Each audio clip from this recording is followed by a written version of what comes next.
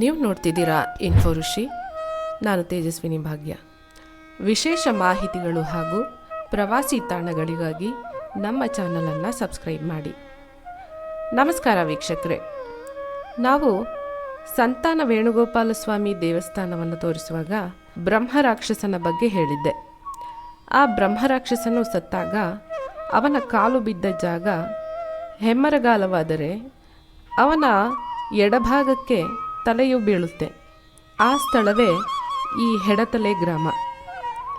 ಈಗ ನೀವು ನೋಡ್ತಿರೋ ಈ ದೇವಸ್ಥಾನವೇ ಶ್ರೀ ಲಕ್ಷ್ಮೀಕಾಂತ ಸ್ವಾಮಿ ದೇವಸ್ಥಾನ. ಇದು ತ್ರಿಕೂಟ ದೇವಸ್ಥಾನವಾಗಿದ್ದು ಇಲ್ಲಿ ಲಕ್ಷ್ಮೀಕಾಂತ ಸ್ವಾಮಿ ಪ್ರಧಾನವಾಗಿದ್ದು ಲಕ್ಷ್ಮೀ ನರಸಿಂಹಸ್ವಾಮಿ ಹಾಗೂ ವೇಣುಗೋಪಾಲ ಸ್ವಾಮಿ ದೇವರುಗಳನ್ನು ಸಹ ಕಾಣಬಹುದು. 1342ರಲ್ಲಿ ಹೊಯ್ಸಳರ ದೊರೆ ವೀರಬಲ್ಲಾಳ ಈ ದೇವಸ್ಥಾನವನ್ನು ನಿರ್ಮಿಸ್ತಾನೆ.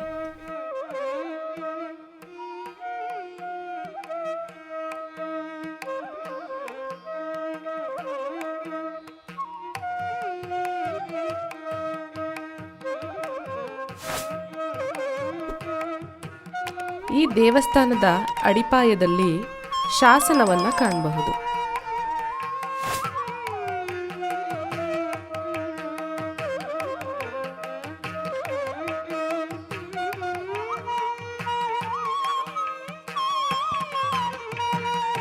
ಇದು ಗ್ರಾನೈಟ್ ಕಲ್ಲಿನಲ್ಲಿ ನಿರ್ಮಿಸಲಾಗಿರುವ ದೇವಸ್ಥಾನ. ಇದು ಹೊಯ್ಸಳ ಶೈಲಿಯ ದೇವಾಲಯವಾಗಿದೆ.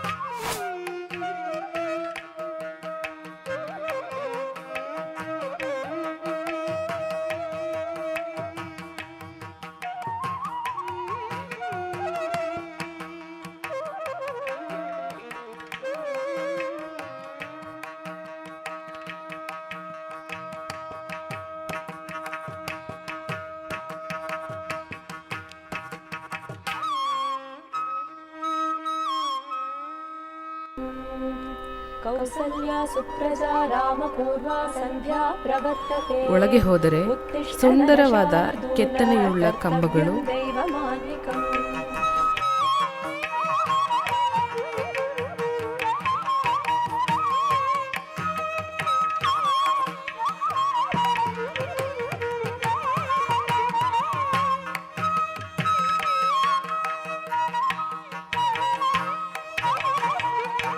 ಮೇಲ್ಛಾವಣಿಯಲ್ಲಿ ವಿವಿಧ ವಿನ್ಯಾಸಗಳು ಹಾಗೂ ಕಮಲದ ಮೊಗ್ಗಿನಂತೆ ಕಲ್ಲಿನಲ್ಲಿ ಮನಮೋಹಕವಾಗಿ ಕೆತ್ತಿದ್ದಾರೆ.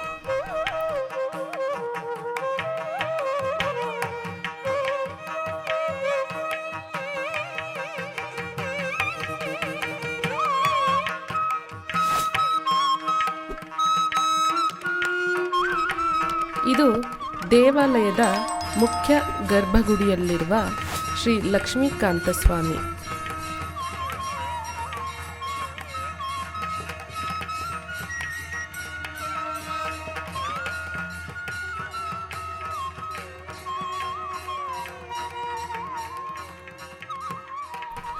ಇದರ ಪಕ್ಕದಲ್ಲಿ ವಿವಿಧ ಮೂರ್ತಿಗಳನ್ನು ಕಾಣ್ತೇವೆ.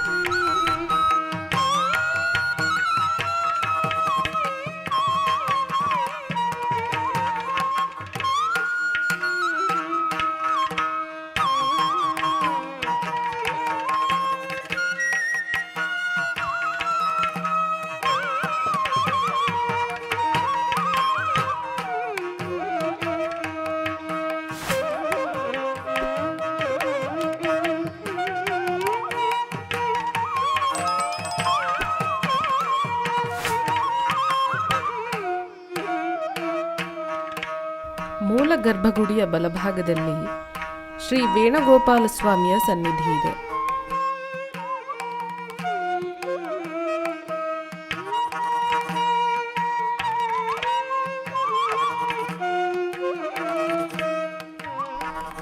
ಎಡಭಾಗದಲ್ಲಿ ಅತ್ಯಂತ ಸುಂದರವಾದ ಲಕ್ಷ್ಮೀ ನರಸಿಂಹ ಸ್ವಾಮಿ ಮೂರ್ತಿಯನ್ನು ಕಾಣ್ತೇವೆ. ಇವತ್ತು ಲಕ್ಷ್ಮೀಕಾಂತೇಶ್ವರ ಸ್ವಾಮಿ ದೇವಸ್ಥಾನಕ್ಕೆ ಬಂದಿದ್ದೀವಿ. ಇಲ್ಲಿಯ ಪ್ರಧಾನ ಅರ್ಚಕರಾದಂತಹ ಶ್ರೀಯುತ ನಾರಾಯಣ ಗುರುಗಳು ನಮ್ಮ ಜೊತೆ ಇದ್ದಾರೆ. ಅವರನ್ನು ಮಾತಾಡ್ಸೋಣ, ದೇವಸ್ಥಾನದ ಬಗ್ಗೆ ತಿಳ್ಕೊಳ್ಳೋಣ. ಗುರುಗಳೇ ನಮಸ್ಕಾರ. ಈ ದೇವಸ್ಥಾನದ ಬಗ್ಗೆ ನಮ್ಮ ವೀಕ್ಷಕರಿಗೆ ಸ್ವಲ್ಪ ಮಾಹಿತಿ ತಿಳಿಸ್ಕೊಡಿ. ಹೊಯ್ಸಳರ ಕಾಲದಲ್ಲಿ ಹೊಯ್ಸಳರ 3ನೆಯ ಬಲ್ಲಾಳ ಅವನ ರಾಜ ಈ ದೇವಸ್ಥಾನ ಕಟ್ಟಿಸಿದ್ದು. ಕ್ರಿಸ್ತಶಕ 1182 ಇಸ್ವಿ ಆಗುತ್ತೆ ಇದು ಕಟ್ಟಿದ್ದು. ಇದು 2024 ಇಸ್ವಿ. ಸೊ ಇವತ್ತಿಗೆ ಕರೆಕ್ಟಾಗಿ 842 ವರ್ಷ ಆಗುತ್ತೆ ದೇವಸ್ಥಾನಕ್ಕೆ. 3 ಸನ್ನಿಧಾನಗಳಿದೆ ಒಳಗಡೆ. ಲಕ್ಷ್ಮೀಕಾಂತ, ಲಕ್ಷ್ಮೀ ನರಸಿಂಹ, ವೇಣುಗೋಪಾಲ. ಅದಕ್ಕೆ ದೇವಸ್ಥಾನಕ್ಕೆ ತ್ರಿಕೂಟಾಚಲ ಅಂತ ಕರೀತಾರೆ. ಮೂಲ ಸನ್ನಿಧಾನ ಲಕ್ಷ್ಮೀಕಾಂತ, ಎದುರ ಪೂರ್ವಾಭಿಮುಖವಾಗಿ ಆರಾಧನೆ ಪೂಜೆ ನಡೆಯುತ್ತೆ ಲಕ್ಷ್ಮೀಕಾಂತ. ಹಾಗೆ ದೇವಸ್ಥಾನಕ್ಕೆ ಲಕ್ಷ್ಮೀಕಾಂತ ಸ್ವಾಮಿ ದೇವಸ್ಥಾನ ಅಂತ ಹೆಸರು. ಒಂದು 27 ವರ್ಷಗಳ ಹಿಂದೆ ಇದು ಪಾಳು ಬಿದ್ದ ದೇವಸ್ಥಾನ. ಪೂರ್ತಿ ಶಿಥಿಲಾವಸ್ಥೆ, ಸುತ್ತಲೂ ಕಾಡು, ಫ್ಲೋರಿಂಗ್ ಎಲ್ಲ ಬರೀ ಮಣ್ಣೆ, ಕಲ್ಲು ಮಣ್ಣು ಮುಳ್ಳು ಈ ಥರನೇ ಇತ್ತು. ಈಗ ಕೂತ್ಕೊಂಡ್ರೆ ಇಲ್ಲಿ ಮುಳ್ಳು ಚುಚ್ಚೋದು ನಮಗೆ. ಹಾಗೆಲ್ಲ ಗ್ರಿಲ್ ಏನು ಇರಲಿಲ್ಲ. ಒಳಗಡೆ ಅಷ್ಟೇ ಫ್ಲೋರಿಂಗೇ ಇಲ್ಲ ದೇವಸ್ಥಾನದಲ್ಲಿ, ಬರೀ ಮಣ್ಣು. ಅದು ಆಗಾಗ ಸ್ವಲ್ಪ ಸಿಮೆಂಟ್ ಪ್ಲಾಸ್ಟರ್ ಮಾಡಿಬಿಡೋದು. 1-2 ವರ್ಷ ಅದು ಓಡೋಗ್ಬಿಡ್ತಿತ್ತು. ಸಿಮೆಂಟ್ ಮಣ್ಣು ಬಂದಿಲ್ಲಲ್ವ, ಹೀಗೆಲ್ಲ ಪರಿಸ್ಥಿತಿ ಇತ್ತು. 1998 ಇಸ್ವಿಯಲ್ಲಿ ಶ್ರೀ ರಂಗಪ್ರಿಯ ಮಹಾದೇಶಿಕಂದ ಸ್ವಾಮಿಗಳು ಅವರು ಪೂರ್ವಾಶ್ರಮ ಅಂದರೆ ಸನ್ಯಾಸಿಗೆ ಮೊದಲು ಹೆಡತಲೆವರು. ಅವರ ಮೂಲಕ ಡಾಕ್ಟರ್ ವೀರೇಂದ್ರ ಹೆಗ್ಡೆ ಅವರು ದೇವಸ್ಥಾನಕ್ಕೆ ಬಂದು ದೇವಸ್ಥಾನ ಜೀರ್ಣೋದ್ಧಾರ ಕಾರ್ಯ ತಗೊಂಡ್ರು.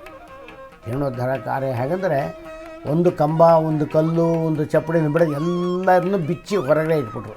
ದೇವಸ್ಥಾನ ಪೂರ್ತಿ ಖಾಲಿ. ಫೌಂಡೇಶನ್ ಹಾಕಿದ್ರು. ಆ ಕಾಲದಲ್ಲಿ ದೇವಸ್ಥಾನಗಳಿಗೆ ಫೌಂಡೇಶನ್ ಇರಲಿಲ್ಲ. ಫೌಂಡೇಶನ್ ಹಾಕಿ ಮೊದಲು ಯಾವ ಪರಿಸ್ಥಿತಿಯಲ್ಲಿ ಯಾವ ಸ್ಥಿತಿಯಲ್ಲಿತ್ತೋ ಅದೇ ಶೈಲಿಯಲ್ಲಿ ದೇವಸ್ಥಾನ ಅಲೈನ್ ಮಾಡಿಕೊಟ್ರು. ಜೀರ್ಣೋದ್ಧಾರ, ರಿನೋವೇಷನ್. ಸೊ ಒಂದು ಅದ್ಭುತವಾದ ದೇವಸ್ಥಾನ ಆಗುತ್ತೆ. ಇಲ್ಲಿ ಪಕ್ಕದಲ್ಲಿ 14 ಚಾವಡಿ ಅಂತ ಒಂದಿದೆ. ಅದು ಅಷ್ಟೇ, ದೇವಸ್ಥಾನ ಚಾವಡಿ ಎರಡನ್ನೂ ಅವರು ರಿನೋವೇಷನ್ ಕೆಲಸ ತಗೊಂಡ್ರು. 1 ವರ್ಷದಲ್ಲಿ ಎಲ್ಲ ಮಾಡಿ ಮುಗಿಸ್ಕೊಟ್ರು.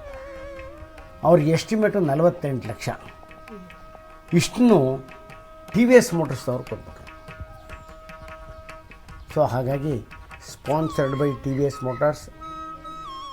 ಜೀರ್ಣೋದ್ಧಾರ ಕಾರ್ಯ ತಗೊಂಡು ಧರ್ಮಸ್ಥಳದ ವೀರೇಂದ್ರ ಹೆಗ್ಡೆಯವರು. ಮೂಲ ಕಾರಣ ಶ್ರೀ ರಂಗಪ್ರಿಯ ಮಹಾದೇಶಿಕ ಸ್ವಾಮಿಗಳು. ಹೆಡತಲೆಯ ಗ್ರಾಮಸ್ಥರು, ಇವರ ಸಹಕಾರ ಬೇಕಲ್ಲ. ಗ್ರಾಮಸ್ಥರ ಸಹಕಾರ ಇದ್ದರೆ ಯಾವ ಕೆಲಸ ನಡೆಯಿಲ್ಲ. ಗ್ರಾಮ ಸಹಕಾರವಂತೂ ಹೀಗೆಲ್ಲಾಗಿ 1 ವರ್ಷದಲ್ಲಿ ಜೀರ್ಣೋದ್ಧಾರ ಆಗೋಯಿತು. ಈ ದೇವಸ್ಥಾನದ ಮತ್ತೊಂದು ಅದ್ಭುತವೆಂದರೆ ಆಂಡಾಳ್ ಅಮ್ಮನವರು ನಾರಾಯಣ ಎಂದೊಡನೆ ಕಣ್ತೆರೆದು ದರ್ಶನ ಕೊಡ್ತಾರೆ. ಈ ತಾಯಿನ ಒಂದು ಪ್ರಾರ್ಥನೆ ಮಾಡಿ, ನಾ ಹೇಳ್ದಂಗೆ ಹೇಳಬೇಕು. ಹೇಳಿ, ಅಮ್ಮ ಆಂಡಾಳ್, ನಿನ್ನ ಕಣ್ ತೆರೆದು ನನಗೆ ದರ್ಶನ ಕೊಡಮ್ಮ. ಇದು ಒಂದು ಭಾವನೆಗೆ ಸಂಬಂಧಪಟ್ಟ ವಿಷಯ. ನಾನು ನಿಮಗೆ ಆಗಲೇ ಹೇಳಿದೆ, ಯಾವ ಭಾವನೆಯಿಂದ ದೇವ್ರು ನೋಡ್ತೀವೋ ದೇವ್ರು ಹಾಗೇ ನಮಗೆ ಕಾಣ್ತಾರೆ ಅಂತ ಹೇಳಿದೆ ಅಲ್ವಾ.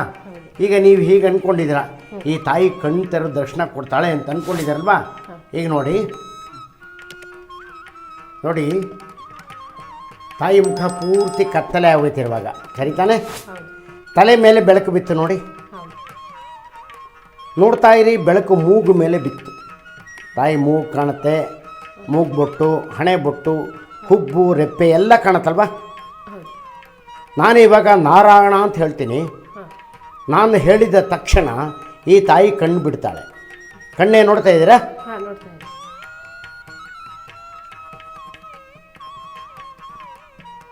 ನಾರಾಯಣ.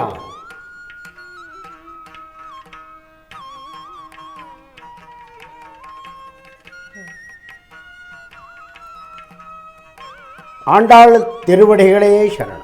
ಪ್ರಿಯ ವೀಕ್ಷಕರೇ, ನೀವು ನೋಡಿದ ಈ ದೇವಸ್ಥಾನ ನಂಜನಗೂಡಿನಿಂದ ಸುಮಾರು 13 ಕಿಲೋಮೀಟರ್ಗಳಷ್ಟು ದೂರದಲ್ಲಿದೆ. ಇದರ ಲೊಕೇಶನನ್ನು ಡಿಸ್ಕ್ರಿಪ್ಷನ್ನಲ್ಲಿ ಕೊಟ್ಟಿರ್ತೇನೆ. ನೀವು ಒಮ್ಮೆ ಭೇಟಿ ನೀಡಿ ಆಂಡಾಳ್ ಅಮ್ಮನವರ ಚಮತ್ಕಾರವನ್ನು ಕಣ್ತುಂಬಿಕೊಳ್ಳಿ. ಮತ್ತೊಂದು ವಿಡಿಯೋದೊಂದಿಗೆ ಭೇಟಿ ಮಾಡೋಣ. ಧನ್ಯವಾದಗಳು.